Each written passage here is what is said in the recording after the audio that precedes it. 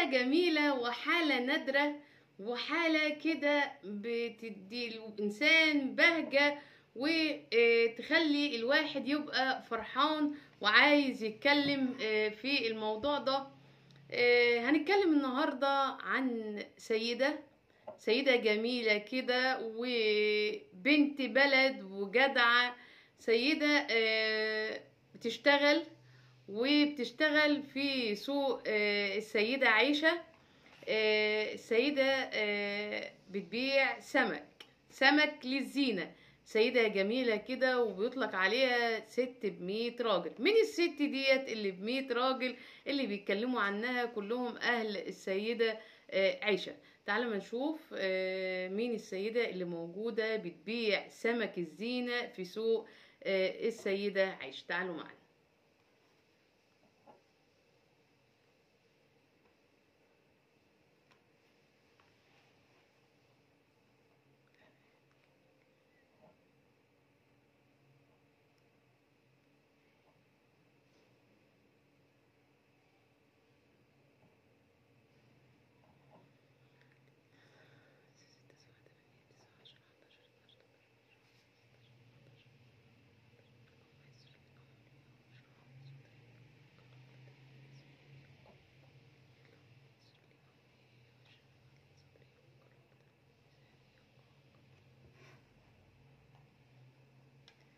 الصلاة على النبي تزيد مكسبي. السيدة حنان كينج فيش. حنان كينج فيش فخر السيدة عيشة. سيدة او المعلمة حنان. مين ما يعرفش المعلمة حنان بتعرف نفسها على الناس؟ مين ما يعرفش المعلمة حنان فخر السيدة عيشة؟ ما شاء الله ست زي العسل، ست جميلة على طول واقفة بتصلي على الحبيب المصطفى. اللهم صل وسلم وزد وبارك عليك يا حبيبي يا محمد. ما بتبدأش كلامها الا بالصلاة على النبي. تقول لك دايما الصلاة على النبي تزيد مكسبي.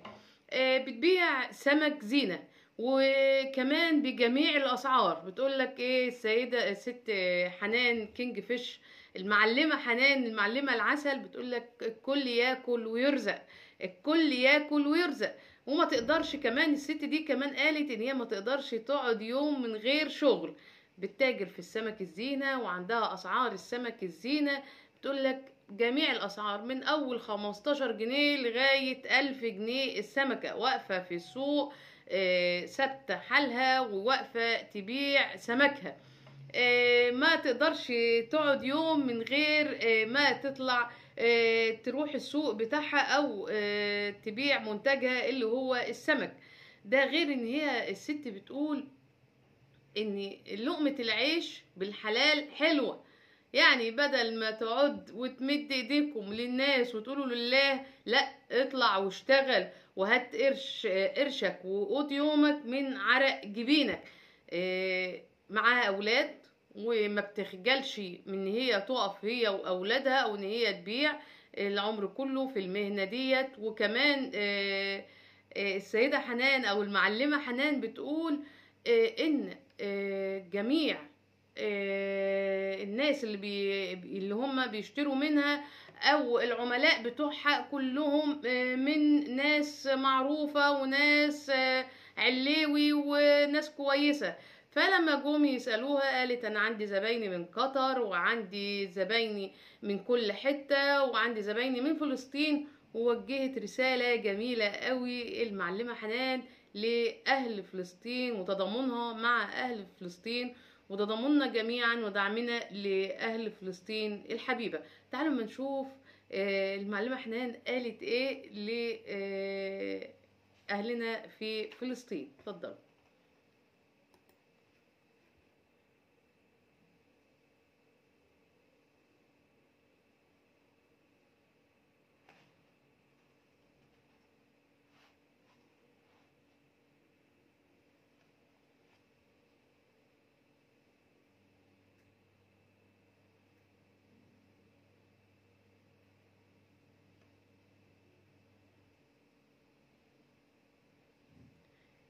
يسلم لسانك ويسلم قلبك الطيب ويسلم معدنك الجميل.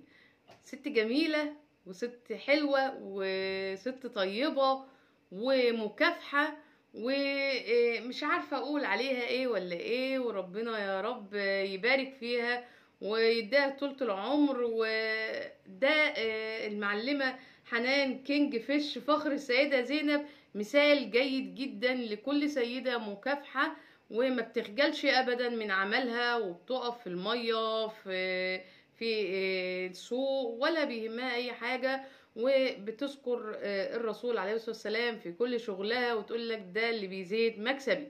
حبايب قلبي، اتمنى يا رب يكون النهارده حلقتي خفيفة على قلبكم، وقولوا للحاجة كده او المعلمة حنان كينج فيش فخر سوق السيدة عائشة كلمة كده جميلة ليها، وشجعوها على الحلاوة اللي هي بتعملها والجمال والفخر اللي هي بتعمله.